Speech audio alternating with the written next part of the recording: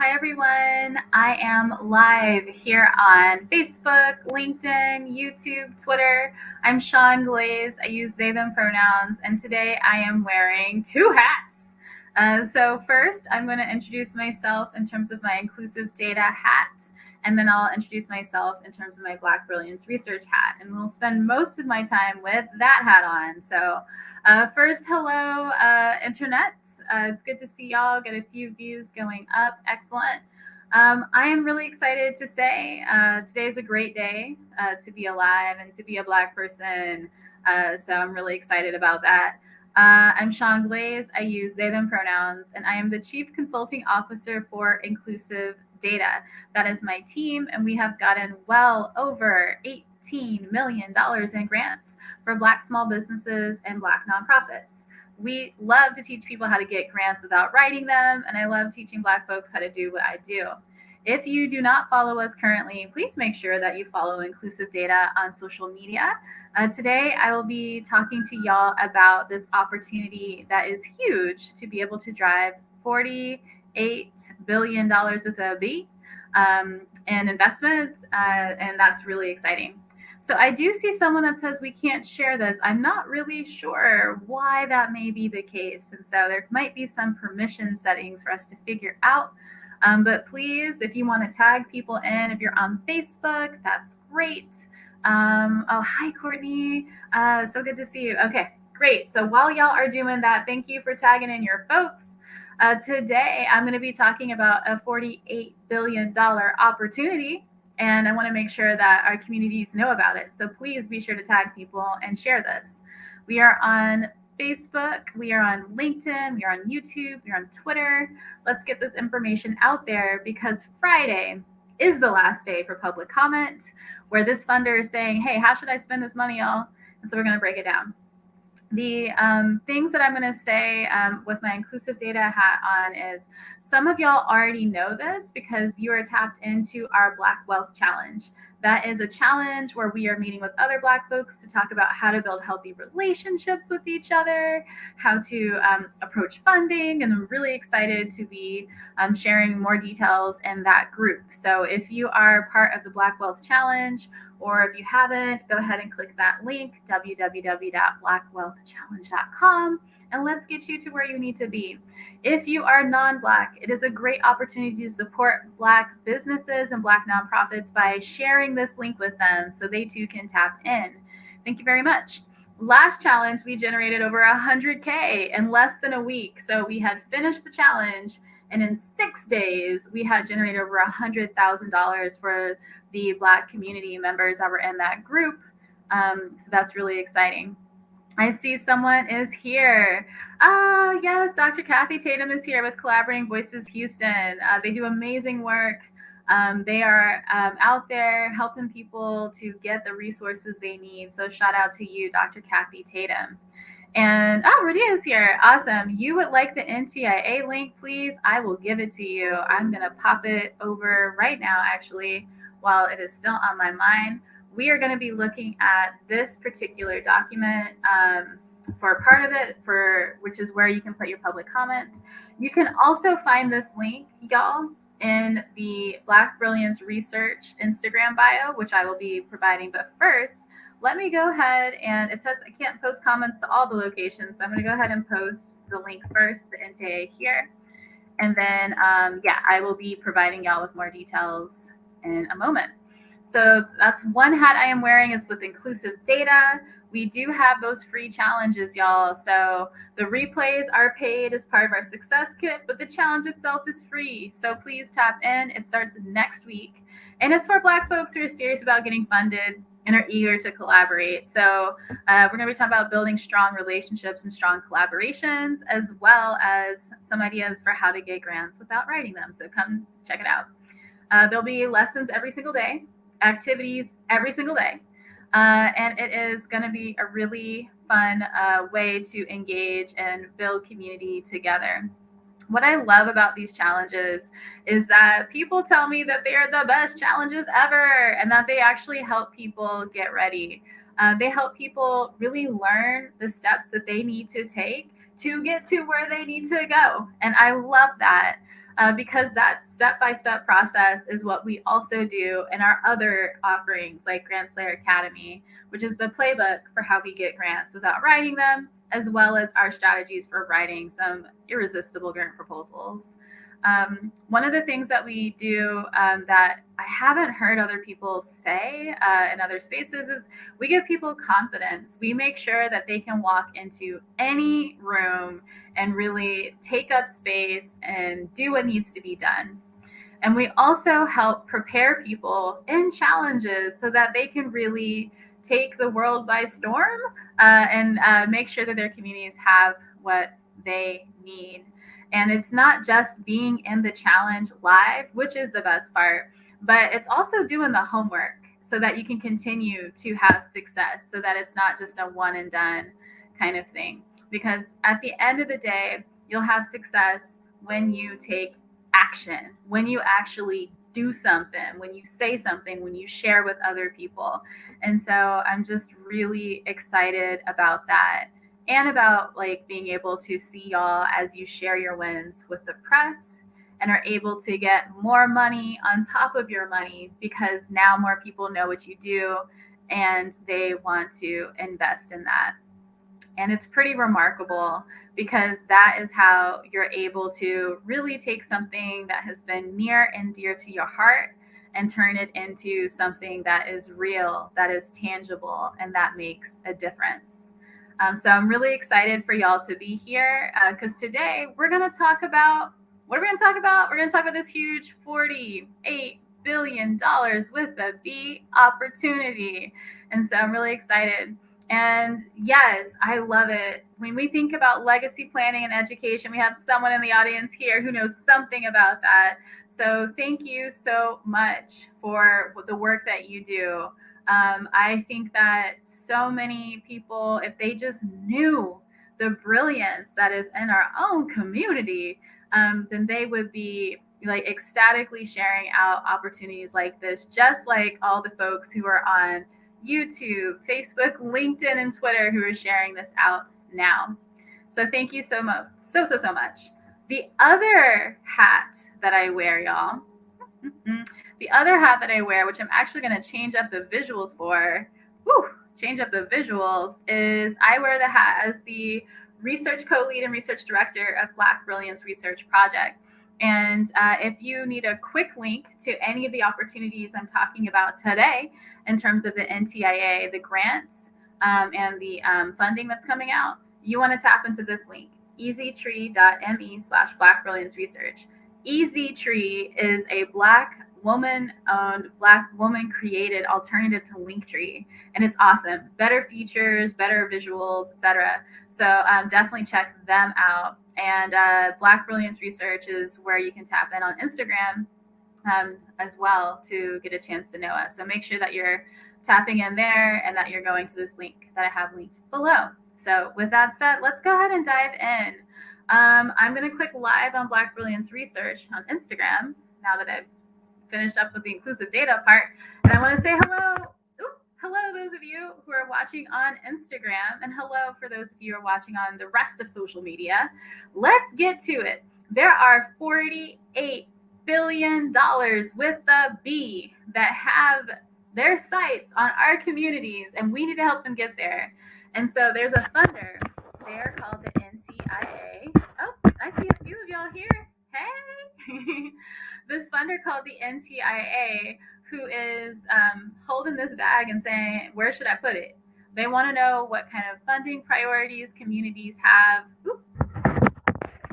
My phone just turned off. Well, there goes Instagram. There goes Instagram. They want to know what kind of funding opportunities they should be prioritizing, what kind of eligibility criteria, what kind of questions people have, and what kind of supports they can give to make sure these dollars actually reach our communities. Y'all, if you have a chance, like you do now, to talk to a funder, would you take it? Let me know in the comments. If someone said, hey, I want to know how to spend $48 billion, would you be willing to take action and tell them where to park that money? Let me know in the chat. You can say, yes, me, I'd do it. 100%. Let me know what you say in the chat. I see a couple of y'all are already firing off. Yes, yes, absolutely. Awesome. Absolutely, says Jacinta. Yes, that's right. Absolutely. This is what I'm talking about. These people that I am bringing up here are ready, right? We are all ready to be telling this funder, hey, you have an opportunity to really make a difference in our communities. You have $48 billion with a B to spend. Let me tell you where it should go. Great, because they want to hear from us. And so this particular funder, y'all, is called NTIA. I'm going to put that in the chat. And what they want input on is this: the Infrastructure Investment and Jobs Act. Whew, that sounds like a mouthful to me, but it's basically like, hey, we know community needs internet. We need high-speed internet. We need affordable internet. We need reliable internet, and we need jobs that are going to be created so that we can tap into those too. Especially, like the funder says, women and people of color, right? They said jobs, especially for women and people of color, to be able to not just apply, but get those jobs. Well, that's what this funder is talking about. And this last week and a half, I've been doing workshops every single day about this opportunity. And some of y'all have tapped into multiple ones. And so you know that today is the day that I'll be releasing some guidance alongside my team members about how to approach this public comment period. But I want to give you just an overview, very zoomed out, more zoomed out than I've given so far, on what this funder wants to know. And then I'll tell you a little bit about how this will work. And so overall, big picture, like 100,000 foot view, right? This funder wants to know, how should I be prioritizing this money? Who should it go to? Where should it go? How much should go where? How can we help communities who actually have needed these investments for so long be able to participate in telling us where this money goes?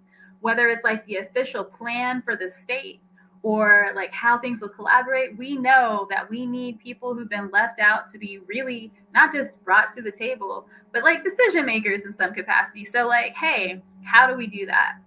And then the last thing that they really want to know is like, what role do they have as the funder in terms of creating accountability, right?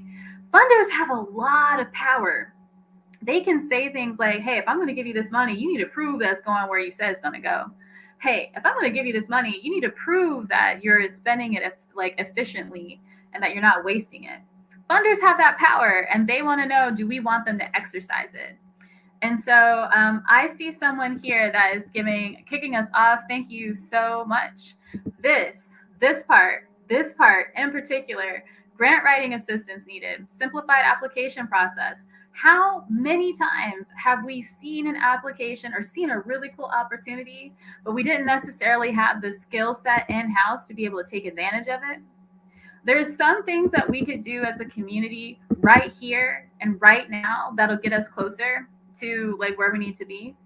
We can get our EIN, right?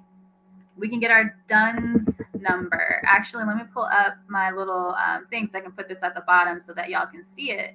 The types of things that you could be doing to get ready for these kinds of opportunities. Your DUNS number. So that will help you build up business credit as well as being able to go after federal awards, right? We already talked about your EIN. You can save that in a folder or in a Google Drive or somewhere. You can also be really focused on getting your SAMgov. I'm trying to find where that is on my list. I'm just going to type it out.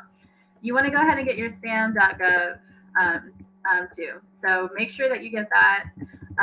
That is going to help you because when the government wants to pay you, they're going to ask for this. When you get a government grant, they're going to ask for this. And so make sure you get your SAM.gov. You also need to go ahead and while we're here, go ahead and start getting your grants.gov, y'all. Your grants.gov would make you eligible to apply for federal awards more directly. Also, if you were getting like paid as like a in any kind of way in terms of a federal grant, like more directly, you want your grants.gov because that's necessary.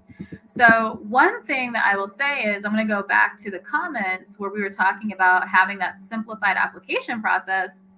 We can say to this funder, hey, Y'all need to make this as easy as possible for our communities who've been continually underinvested in, right? At so many different levels, whether it's health or education or infrastructure or jobs. Like, you need to make this right. And you need to basically have grant writers for us, but also make it a very simple process, something that's easy to apply for. You can say things like, hey, instead of making us jump through a lot of hoops to demonstrate that we can receive this federal dollars, make it easier for us to meet those requirements, so that if there are requirements that are like, there's a law that says this has to happen or that has to happen, this funder could have a fund that would help people meet those requirements, right? You can have a fund that would help people go, like, get help getting their DUNS and their SAM and their grants.gov. You can have people help building up the financial structure so that they can receive these dollars more easily. You can help people meet those requirements, right? And so being able to advocate for things like that is one way that that could happen. I also love, I love this point a lot. So, Radia, you've really been thinking about this. For NTIA, this funder, right, $48 billion, they want to know where to spend it and how. This point here about bringing awareness outside of grants.gov. How many of y'all have used grants.gov, right? How many? Let me know in the chat if you have used or tried to use, if you have landed on grants.gov. Let me know in the comments, and like, let's talk about it. If you have used or tried to use grants.gov, let me know in the comments and talk about it. Let's talk about this. And if you know someone, okay, cool. It's like, if y'all have used it, like, let me know, because I'll tell you how I feel about grants.gov, and it might surprise you. As a grant writer and as a grant winner, I can tell you grants.gov is not my favorite. It is a very difficult to use website, and I don't spend a lot of time on there unless I need to. And yeah, we have a lot of people who's like, I've tried. Yep, same. That's right. And so, yes, it is very difficult in terms of search capabilities. The tutorial videos for it are all out of date, like always. And so things aren't where you would think that they are. And there's a lot of issues with it. Here's the thing. If a website isn't user-friendly, are we going to spend a lot of time on the website? Let me know in the chat. If the website is not user-friendly, are you going to spend time there? Or are you going to keep it pushing? Let me know in the chat. Yep. No, we're not about to do that, right? We get frustrated and then we opt out and we miss opportunities. And so they even have an app, a grants.gov app, but the app doesn't work on some phones. It doesn't work on my phone. And so we need to have these offerings outside of just grants.gov. So to your point, Radia, but also one of the things that I was talking about today in this room, I was on Clubhouse, and I'm trying to find my screen here. I was on Clubhouse, and one of the things we talked about was, excuse me, one of the things that we had talked about was that we need there to be more funding for communications professionals. We need there to be more funding for communications professionals and for outreach, and for us to be able to learn about these opportunities. Because a lot of folks who are learning about these opportunities are only learning about them because, honestly, people like me show up and are just like, hey, there's $48 billion. Let's get it, right? Let's tell them where to spend this money because they're asking us. And it shouldn't be reliant on volunteers, right? There should be investments made intentionally into our communities. So that has been something that I've heard of for sure. I'm looking through, and y'all have some more great ideas here that I'm going to pull up. So Jacinta says, we need funding for organizations of color that grant to other nonprofits. There are educational programs needing our attention, and those programs in the arts and athletics. Yes. So I would say, like, for sure, we need, part of what I'm hearing here is there needs to be specifics. We can't just be treating all nonprofits the same. Like, we need to be thinking about organizations that are run by us, right? That are run by the communities most impacted by these investments. And so right now, while the funder is asking, like, hey, where should I spend this money? We have the opportunity to say, you need to be investing in the very communities you're trying to reach. You need to be investing in our organizations and our nonprofits and our businesses. You need to be investing and people who have the expertise to be able to reach people who you can't reach, right? The federal government right now, like many agencies, is much better at reaching people who they can reach easily online. But the whole point of this opportunity, right, this $48 billion is that there are people who can't get online, where it's not reliable, or where there's no service, or where you can't afford it, or where it's real slow. So we have to make sure we're putting investments that are actually going to benefit the communities we're trying to reach, or else we're not going to reach them. So absolutely. And then to your second point about educational programs needing our attention too, part of this investment, the $48 billion, is to increase access to jobs, especially for women and people of color. That's what they said. That's their language. And so that means that we need to be preparing people for those jobs. So education programs can fit in there. And you see that in terms of creating accelerators and incubators and boot camps and all these different educational opportunities. We could say how important it is to make sure that those programs would also benefit, so that we can increase the number of women and people of color who are able to get these dollars. And so, woo, woo, I'm preaching or something. My voice is giving out. Let's go ahead and go back to talking about this opportunity a little bit more. And for those of you who just joined, hi, I'm Sean Glaze with BlackBrilliance Research. You may also know me as Sean Glaze with Inclusive Data. Today we're talking about a $48 billion opportunity, which is a big deal. That's a lot of money. If you spent $1,000 a day, every single day, it would take you over 2,000 years to spend 1 billion, let alone 48 of them. And this funder, NTIA, is going to be spending this money in a few months. And they want to have input from y'all, all of y'all, and your communities, and your mama, and your cousin, right, about where this money should go. This period of time, this special time, is something that actually happens every now and then. It's called public comment. Yep. I will be getting myself some tea with honey. I will definitely get on that. But for now, like, this period of time is called public comment. In order to leave public comment, you have to know where to go. So I'm going to share my screen for a second so you can see. Share screen. Oh my gosh, I got so many tabs. Hold on, y'all. Boop. Okay, great. So this is where I'm at right now. I am at this opportunity looking at the federalregister.gov website and seeing that our public comment is going to end soon. It's actually going to end in 2 days, on February 4th at 5 p.m. Eastern time. So I'm Pacific. So it ends at 2 o'clock my time. So I'm, on Friday. So I'm getting my stuff together. I'm tagging my community. I'm writing up my comments. I'm doing everything I can to make sure I meet this deadline. And so they're requesting comment. They're requesting comment before 5 o'clock Eastern on February 4th. And if you read the whole dang thing, you will see that they have 36 questions they want to know. And today I already went over like how most of these questions are basically like, where should we put this money? And how should we hold people accountable? And how do we make sure that our communities are actually meaningfully participating, y'all? That I'll direct your attention to question 30. It says that this law requires that states and territories consult with historically marginalized and disadvantaged groups, and they list a whole bunch of groups. What steps should this funder take to make sure that the states are actually doing that when they're planning, when they're developing, and when they're doing these digital equity plans? And what steps should they take to monitor and assess practices?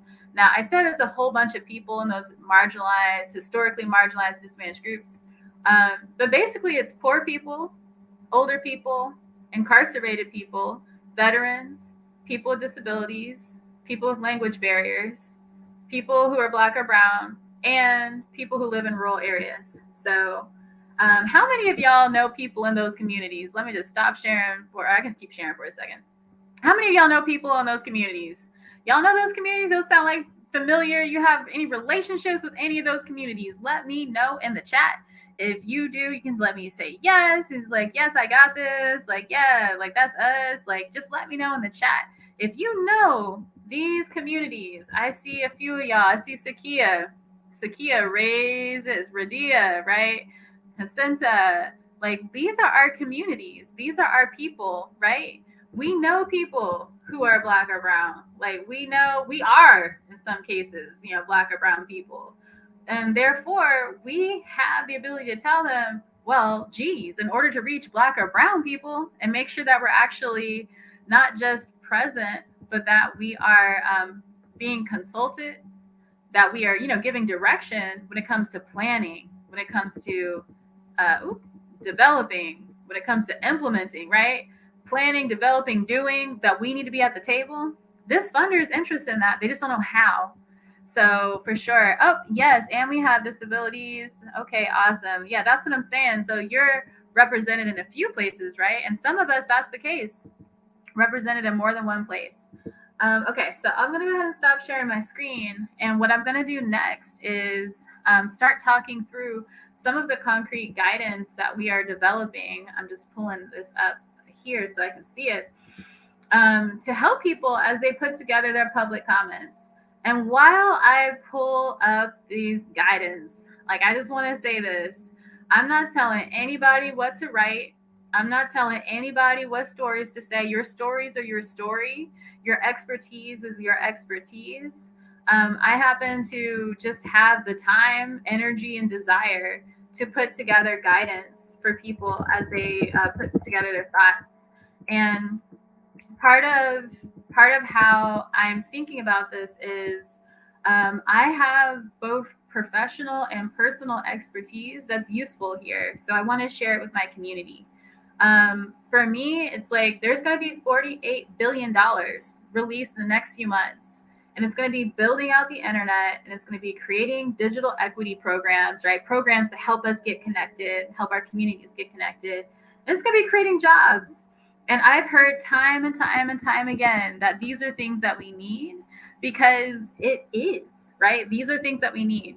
The other thing that is useful to know is I work alongside many community members who are building community-owned internet.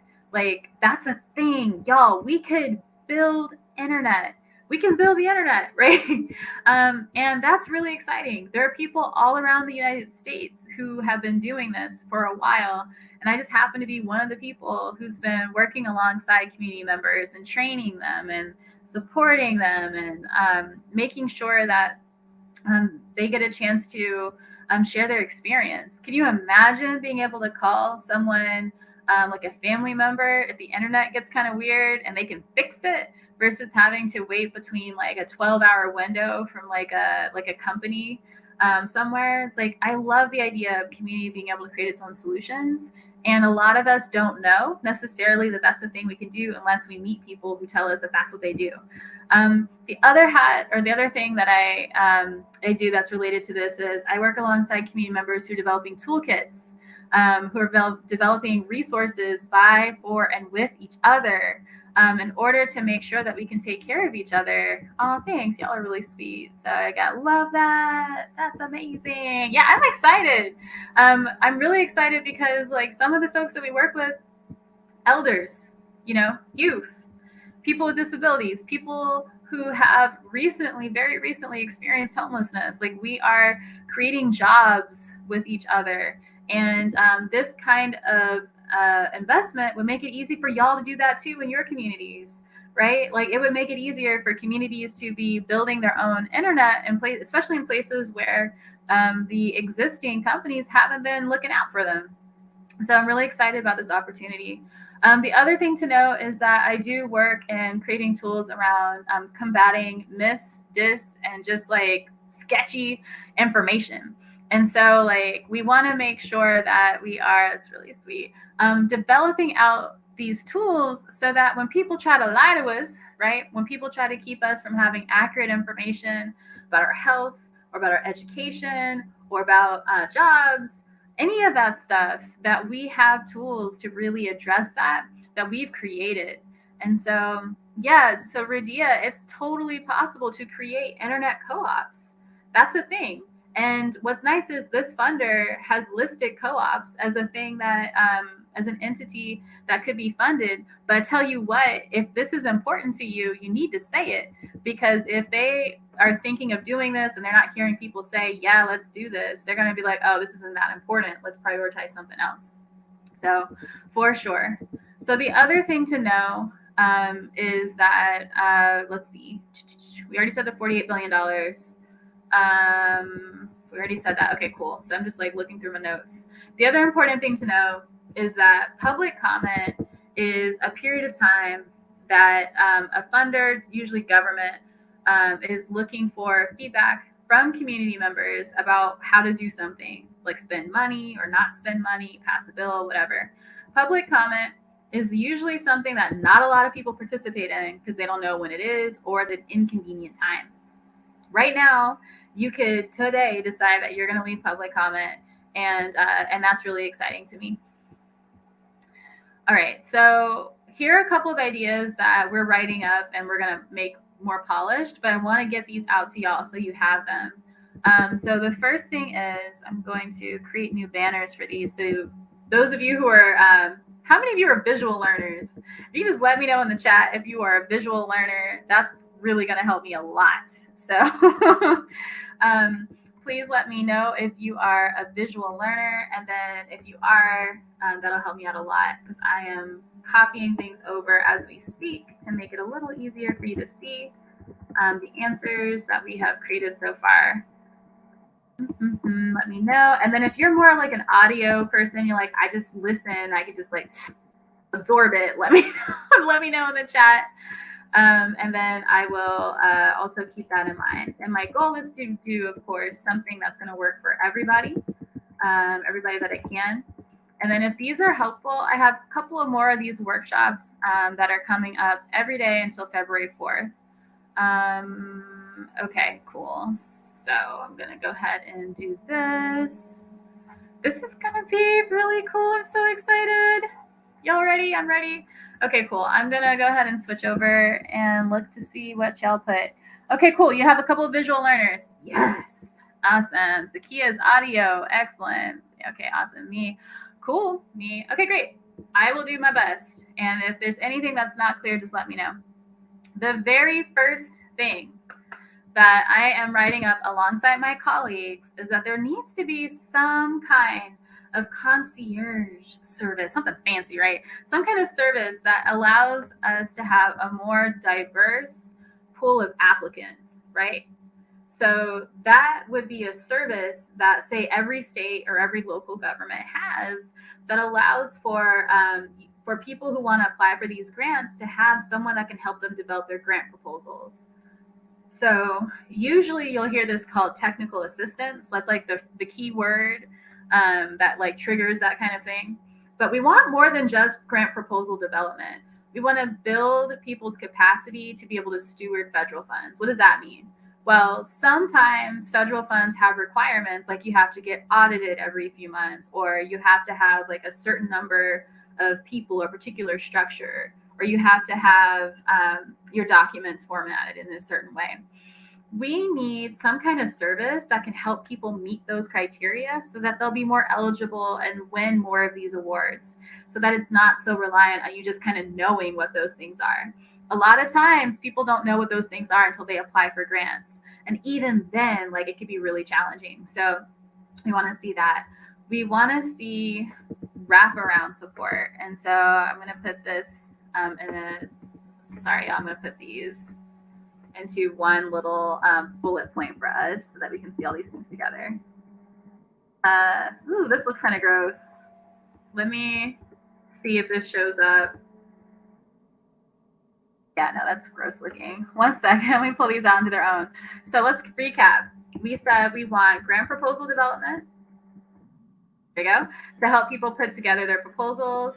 We also said that we want to build people's capacity to be able to hold these funds. And so that's things like hiring people whose job it is to make it easier for people to be eligible. And then the third thing that I'm going to mention out loud is wraparound support. So say that this funder pushes money to the states and like the little local communities so that stakeholders like our communities, can participate in those plans, right? We said that they want us at the table. Then there are things that we would need to make it easier, whether that is childcare, whether that is assistive technologies, right? So like screen readers or captioners or different tools to help make it easier to participate. We know that we need that wraparound support in order to make sure that people who've usually been locked out of decision making can lead, can fully participate in those kinds of efforts. And so those are the types of things that we are advocating for. And before I continue, what do y'all think about that so far? Does that sound good? Like if this funder put aside money to create this concierge service, is this something that you would find helpful? Or is this something that you think, that would be nice, but wouldn't actually make a difference? Let me know in the chat. And while you do that, I am pulling up the the next stages of what I'm hearing from community. All right, so while I'm looking in the chat, I'm seeing, what am I seeing? I'm seeing yes, sounds great. I'm seeing dreaming big, that's right, definitely important, excellent. Well, let's keep going, shall we? So the next set of things I know we're gonna be writing about, y'all, have to do with eligibility criteria. You hear how my voice changed there? Eligibility criteria. So that is like basically thinking about who can apply. The one thing that I'm really big on, the one thing that I think is really important is making things maximally accessible. So right now, if someone wanted to apply for a federal grant, they're going to either them or someone they partner with will have to submit a written proposal that meets certain criteria that is like very strict. And some states, when they get their funds, they similarly set up their applications a certain way. And that's helpful for people who are like really, used to writing in that way, but it's not accessible for people who don't. And one thing I've seen people start to do to make maximally accessible grant applications, or at least get closer, is include a variety of different ways of applying. So when you see a funder say, we will take written and video applications and audio applications, that's huge. When you see funders say that they'll take things in multiple languages so that it doesn't all have to be in English or even a particular kind of English, that's huge. And being able to provide technical assistance to really help make it easier to make and create those things is a big deal as well. So for me, maximally accessible is about that, and it's about really thinking about your cutoffs. So a lot of times federal grants, y'all, when they have a income cutoff where they're defining, low income, they'll pick cutoffs that are like real, like not really where most people are well served. And so like, yeah, it helps some people, but if they had a broader income category, then it would reach more people. In Washington State, where I'm at, for example, the part of Washington I'm at, you as a family of four would have to make like 75, 80K a year, and you would still be low income. And in many places, 70 to 80K a year, you'd be doing pretty good, right? And so we need to be able to have the ability to be flexible, but also really generous with what our cutoffs are to be maximally accessible. There are some points that we'll be highlighting more, but given we're short on time, I think the most important thing I'm going to be highlighting as I think about, what to put forth for people as they prepare their public comments is that we really do need to be leading and at the table. The stakeholder engagement part is huge. We need to know we need to be not just knowledgeable about this opportunity and not just know there's a group of people meeting and know that these grants are coming. We need to be really directing and leading every step of the way to make sure these funds get to where they need to go. Okay, cool. And so the reason why is that if we are not at the table, if we're not setting the agendas, if we're not shaping the direction of these investments, then what'll happen is we won't know the answers to key questions. we'll be asking ourselves questions like, where do I submit this grant, right? When we should be asking, like, how do I set these eligibility criteria earlier on so that my communities will actually be served by the winners? We may be thinking about, like, questions like, okay, how do I put together this application?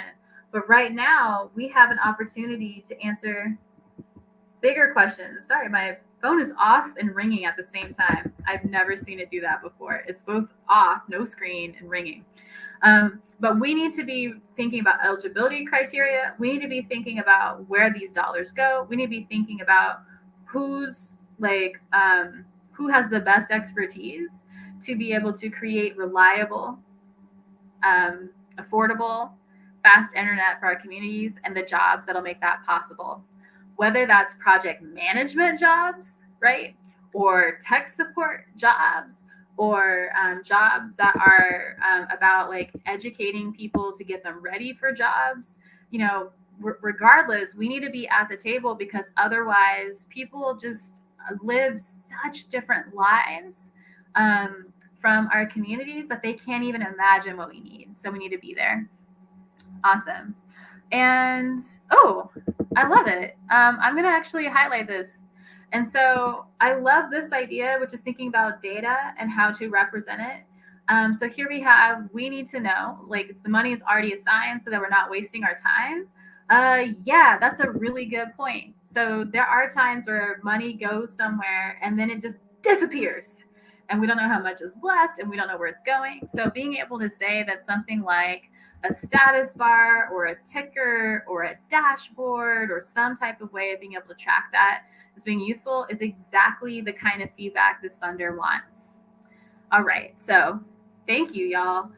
Any questions before we close out? I will be closing us out in about 5 minutes, but we have enough time for like 1 or 2 questions.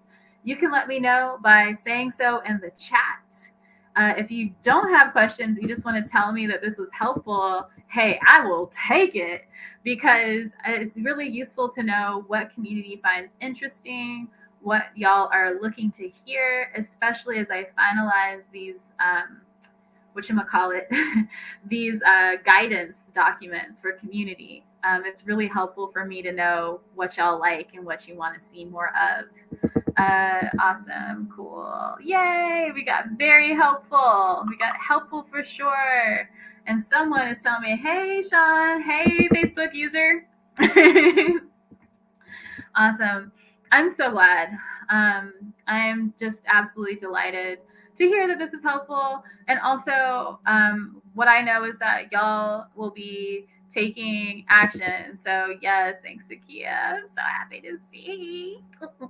Awesome. Let's go ahead and close this out. Thank y'all for joining me for this NTIA $48 billion opportunity breakdown, where we talk about the opportunity, we talk about what the funder wants to know, and some of the key things that we've been hearing from our community about what we need to do next. Thank you, all of you, for participating. I am a call and response person, so I love being able to ask y'all questions and you let me know what you think. If you haven't already taken the opportunity to tap into our challenge, I'm going to challenge you to do that. So with that said, I'm going to switch back over to my inclusive data hat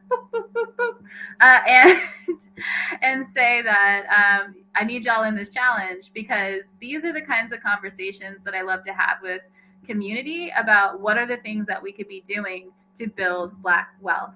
And part of it is conversations like this, where we talk about what we need, we talk about what the opportunity is, and we talk about how we can navigate to get to where we need to go. Thank you. If you're already signed up, please invite your crew so that y'all can do this together.